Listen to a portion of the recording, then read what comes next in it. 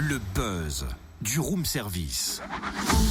Coup de projecteur sur un talent, un événement, une personnalité de Bourgogne-Franche-Comté.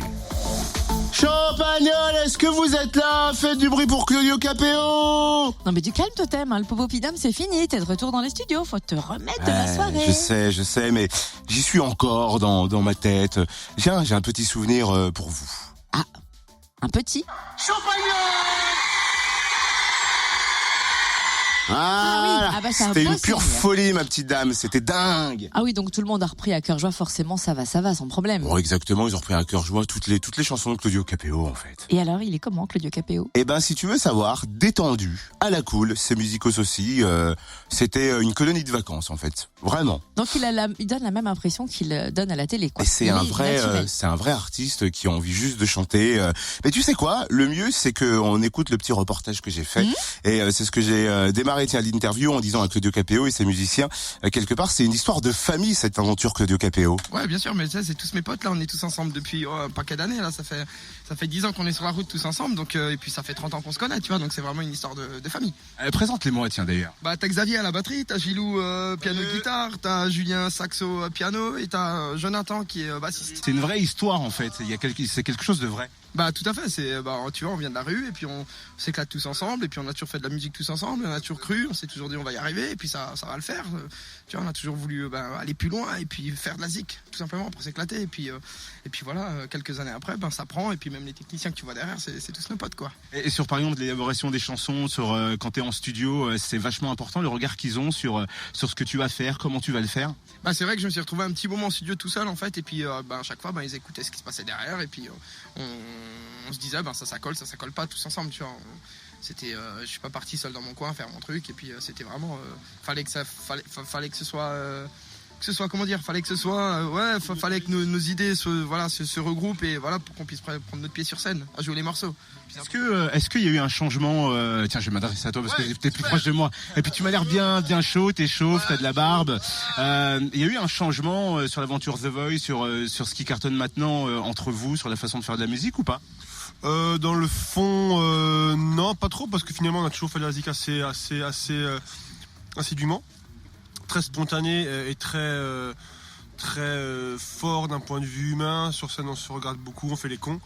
Après dans la forme, oui, ça a changé parce que du coup on a dû apprendre un nouveau répertoire déjà, des nouvelles sonorités, des nouvelles touches musicales qu'on n'avait pas avant. Mais ça reste toujours quelque chose qui vient de vous, quoi. Il y a personne qui vous dicte la musique à faire. Non. Personne.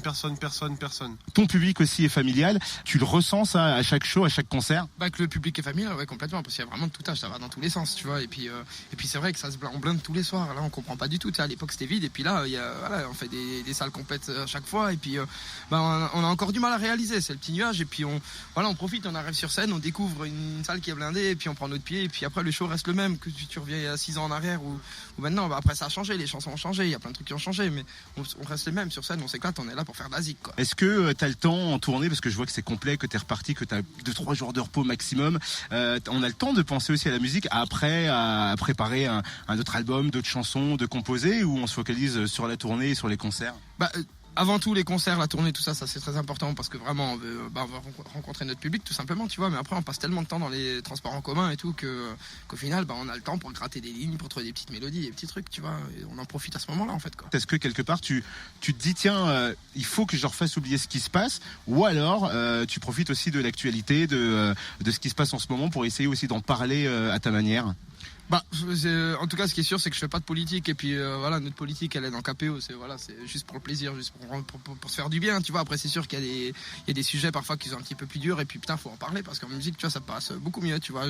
J'ai remarqué qu'il y a plein de gosses du coup qui ont ouvert les yeux sur les SDF parce qu'avec Un homme de goût, ils ont pu travailler ce morceau pendant les cours. Et puis tu vois, ça ouvre les esprits, ça ouvre plein de trucs, ça ouvre plein de portes. Et puis ça fait du bien aux humains, ça fait du bien à tout le monde, quoi. Et puis je me perds, mais puis voilà, quoi. C'est voilà, ouais, et après, ouais, voilà, c'est sûr qu'il y a des trucs plus profonds, des trucs plus durs, des trucs qui nous emmerdent, et c'est comme ça, mais faut en parler.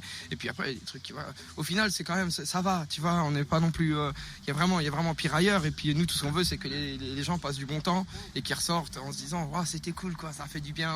Voilà, putain, ça redonne la pêche, quoi. Faut que, voilà, on veut redonner du courage, et puis rien n'est perdu, quoi. Ah bah ça, je peux le rassurer, quand on a vu la tête et la réaction des gens en sortant du concert, parce qu'il est monté sur scène à 21h30, il est reparti vers 23h30, 23h45, donc ça fait plus de 2 heures de show, et qui se donne vraiment à fond, le public était ravi. Sans déconner, tout le monde était ravi, fatigué. Alors que ce soit autant de public que eux, à mon avis, tous rincés, mais c'est de la bonne fatigue. Donc forcément, merci à Claudio Capéo, puis un grand merci à l'équipe du Popopidum, et puis à Aurélien de Trolls Prod. Voilà, on a fait des dédicaces, c'est bon? Oui. Retrouve tous les buzz en replay. Connecte-toi. fréquenceplusfm.com